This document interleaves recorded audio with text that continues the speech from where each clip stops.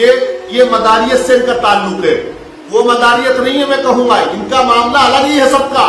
Badie الدین قطب المدار رحمت اللہ علیہ سے اپنے آپ کو جو لوگ جوڑ کر ڈھول تاشا اور استفان بدتمیزی کو کہتے ہیں نا کہ ہاں یہ جائز ہے اور یہ ہے، تو وہ ان کے راستے پہ نہیں ہے۔ وہ اللہ کے برگزیدہ ایک قدیم بزرگ، ایک ایسے اللہ کے زندہ ولی ہیں کہ جن کی بے شمار کرامتیں ہیں، جنہوں نے دین اسلام کو سربلندی عطا فرمائی ہے، لوگوں کو دین کی دعوت دے کے مسلمان بنایا ہے۔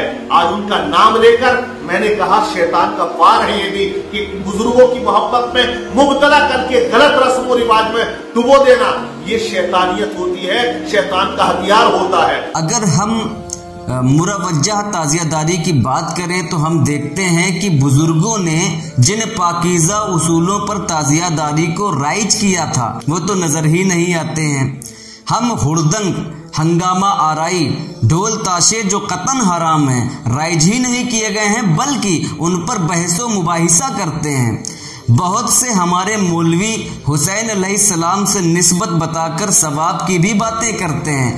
اگر ڈھول تاشے بجانے میں اتنا ہی بڑا ثواب ہے تو خود کیوں یہ ثواب نہیں لوٹ لیتے؟ مزید بزرگوں پر الزام تراشی کرتے ہیں کہ وہ بھی یہ نازیبا حرکت کرتے تھے یا اس کو بڑھاوا دیتے تھے۔ اگر مان لیں کسی نے ایسا کیا بھی ہے، اول تو وہ بزرگ ہی نہیں ہے بھی تو نہ تو وہ حجت ہے نہ دلیل۔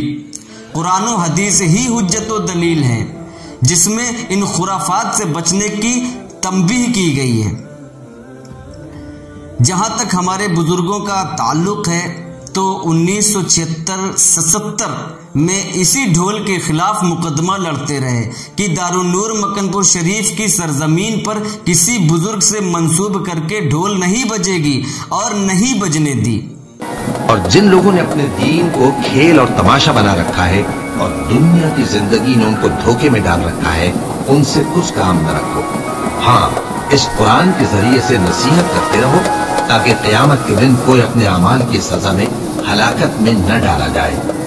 اس روز اللہ کے سوا نہ تو کوئی اس کا دوست ہوگا اور نہ سفارش کرنے والا، اور اگر وہ ہر چیز جو روئے زمین پر ہے بطور معاوضہ دینا چاہے تو وہ اس سے قبول نہ ہو۔